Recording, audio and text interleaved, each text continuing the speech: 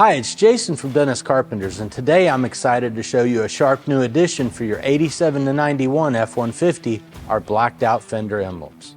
Blacked out emblems and badges are very popular, and Dennis Carpenter is continuing to expand the options for your restoration projects.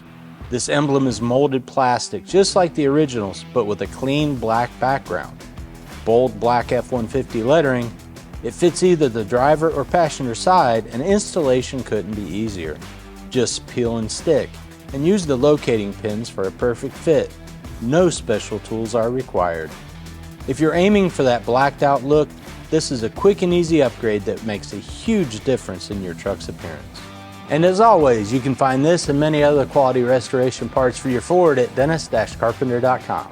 Thanks for watching, and don't forget to subscribe and hit the notification bell to stay up to date with our latest releases. You can also follow us on Facebook, Instagram, X, and TikTok.